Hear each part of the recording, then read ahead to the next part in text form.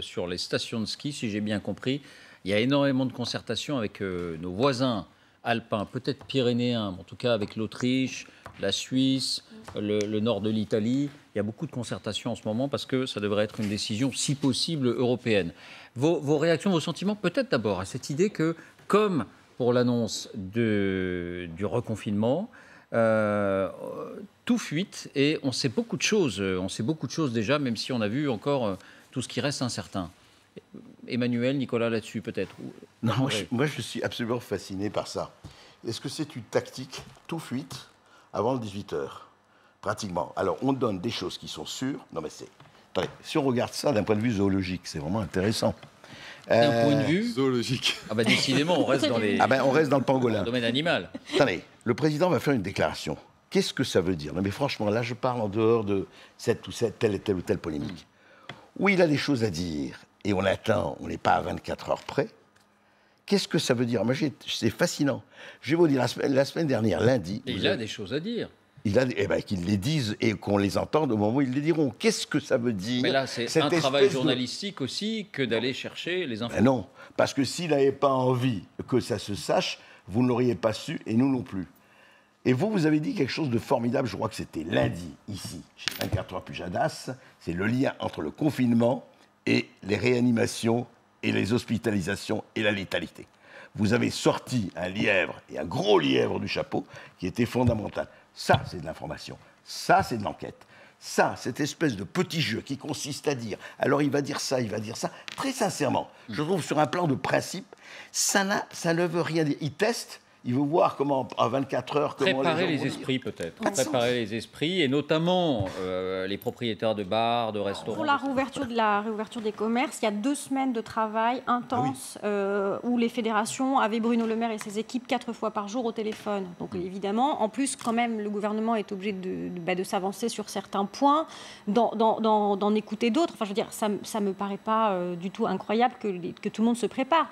Il faut quand même aussi avoir à l'esprit que le secteur du commerce, c'est un paquebot. Enfin, je veux dire, vous ne pouvez pas décider d'appuyer sur un bouton et puis tout redémarre. Enfin, je veux dire, on est d'accord. Est-ce qu'on a quand même bien conscience que dans les supermarchés, tout est mis à l'arrêt depuis des mois, enfin, pas depuis un mois, et que tout ça, il faut quand même le renclencher. Il y avait aussi des arbitrages à faire. C'est un problème, c'est la réalité. Non, mais pardon, je ne parle pas de ça, excusez-moi. Ce que vous me dites, ce sont des vérités absolument d'évidence. On le sait très bien que c'est par l'appuyant sur un bouton que les supermarchés vont repartir. Ce n'est pas de ça que je parle. Je parle sur un plan du principe. Qu'est-ce que ça veut dire en 24 heures? Attendez, en 24 heures, c'est dans 24 heures. Donc ne me parlez pas des commerces qui doivent réouvrir, ça on le sait, ce sont des vérités d'évidence.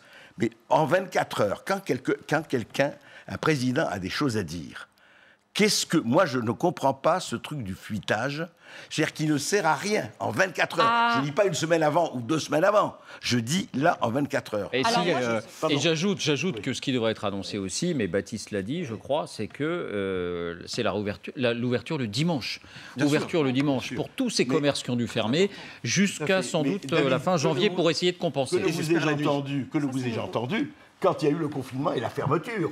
Alors là, c'était très bien. Je crois que Nicolas n'était pas tellement favorable à la fermeture des petits commerces non essentiels. Non, mais je ne parle pas de Nicolas. Oui. Je dis que 3 heures avant, et les gens qui avaient des fournitures et des aliments pour une semaine, rappelez ça, oui. ils ont été avertis 3 heures avant. Mais je pense qu'aujourd'hui, au gouvernement, il y a pas mal de voix qui regrettent ce choix et qui pensent qu'on aurait pu éviter la fermeture des petits commerces, entre guillemets, non essentiels. Ça aurait évité aussi cette définition un peu hasardeuse qui a donné lieu, on le sait, à tout ce qui s'est ensuivi. Ouais. Moi, j'ai été très frappé d'une chose, c'est que ce reconfinement a effectivement été vécu de façon extraordinairement différente du premier. On le voit vraiment partout, en tout cas dans les villes, on le voit. Il y a eu vraiment une différence d'attitude. Je ne parle même pas du nombre de voitures dans Paris pour parler que de Paris, etc. Mais par exemple, je peux le dire, on ne va pas être... C'est qu'aujourd'hui, vous avez beaucoup de gens. Quand j'ai interrogé ce matin quelqu'un, j'ai dit, ah là, c'est terrible. Écoute, on ne peut même pas aller prendre un pot quelque part. Mais si. C'est-à-dire que vous avez, honnêtement, aujourd'hui, je ne veux parler que de Paris, mais à mon avis, ça se passe dans d'autres villes, vous avez le truc de la prohibition. Vous avez, dans Paris, moi j'ai 10 adresses où les gens vont se réunir, mais c'est les gens qu'ils connaissent, ce sont des clients à eux, c'est-à-dire on ne montre pas de blanche et mot de passe, ils respectent les gestes barrières, mais vous pouvez y aller. Parler des restaurants.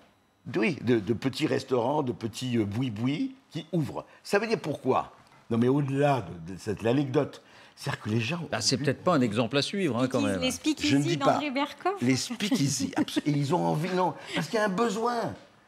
Mais ça qu'il y a un besoin. Il y a un besoin énorme. Donc le besoin rencontre son offre. Non, mais